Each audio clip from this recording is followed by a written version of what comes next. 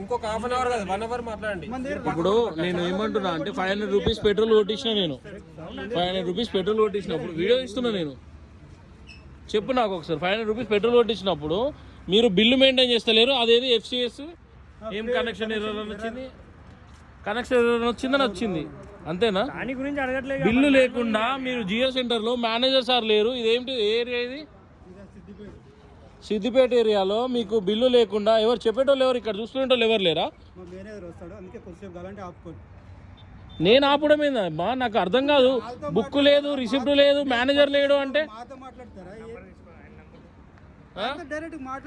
ఇక్కడ ఎవరున్నారు? ఎవరు నెంబర్ చెప్పమను. నెంబర్ అన్న ఇట్రా కొద్దిగా ఎనికన్నా తీసుకోండి. మీరు ఎనికి తీసుకోకుండా అడ్డం పెట్టి ఇక్కడ రాని పాయింట్ మీద మాట్లాడితే పాయింట్ మీద నా బిల్లు నేను తీసుకున్నప్పుడు ఓనర్ తో మాట్లాడుకోండి. కావాలంటే ఎనికి పోయి మాట్లాడుకోండి. ఓనర్ తోటి మాట్లాడాలి అంతేనా? అడగండి. మీరు తప్పేముంది దాంట్లో? బిల్లు మెయింటైన్ చేయరు. బిల్లు అయిపోయి ఎన్ని రోజులు అవుతుంది అని అంటున్నారు.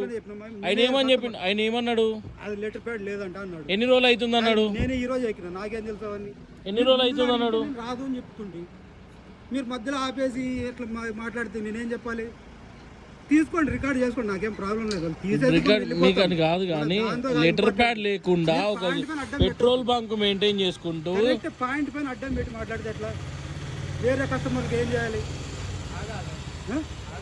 ఇప్పుడు వాళ్ళు దూరం పోయే వాళ్ళు ఉంటారు, పల్లెటూరులో పోయే వాళ్ళు, వాళ్ళు వర్క్ చేసుకునే వాళ్ళు కదా. ఒక ఏ బిల్ అయినా అది చిన్న షాప్ అయినా సరే బిల్లు లేకుండా లెటర్ ప్యాడ్ వేసి ఇచ్చేయంటే ఆయన క్లియర్ ఉంటున్నాడు. నేనేం చేయాలి దానికి?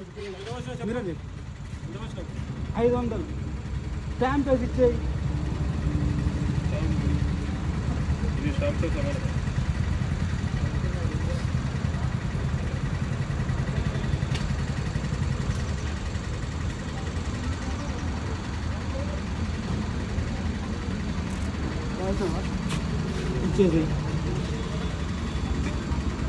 ఇచ్చే ముందు బండి నెంబర్ రాసుకొని ఇస్తారు. దాని మీద బండి నెంబర్ నేను అమౌంట్ ఏమి ఇస్తారా? లీటర్లు ఎంత క్వాంటిటీ అయిందో వేసుకోమంటారా? వేసుకో. మరి ఎందుకంత తొందరపడుతున్నారు? ఇంతకుముందు రిసిప్ట్ ఇవన్నీ సిల్లీ రీజన్స్ అడగరు. సిల్లీ రీజన్స్ చెప్తాను. మీరు బిల్ ఇమ్మనంటే అక్కడ నుంచి చెయ్యి చూపుతాను నువ్వు. ఇప్పుడు ఇంతకుముందు చెయ్యి చూపించింది ఎవరు? ఆ నుంచి లేదన్న వాళ్ళు ఎవరు? దాంట్లో కూర్చున్న వాళ్ళు ఎవరు? చెయ్యి చూపించి లేదు అని అంటున్నారు. అంటే ఒక రాసుకో, నువ్వు రాసుకో, అక్కడికి వచ్చి చెయ్యి చూపిస్తాను. బిల్లు లేదు ప్రొసీజర్ వైజ్ గా అడిగిన వాళ్ళు క్వాంటిటీ రాయాలి. నేను క్వాంటిటీ రాసేటప్పుడు అంటలేను. క్వాంటిటీ రాసాక తొందరపడితే ఎట్లన్నా? ఇంత ప్రొసీజర్ ప్రకారం అడిగినప్పుడు వెహికల్ నెంబర్ అడిగినప్పుడు నేను కూడా క్వాంటిటీ ఎంట్రీ చెప్పు. బండి నెంబర్ చెప్పండి. బండి నెంబర్ చెప్పండి అన్న. TS 09 GA 2017.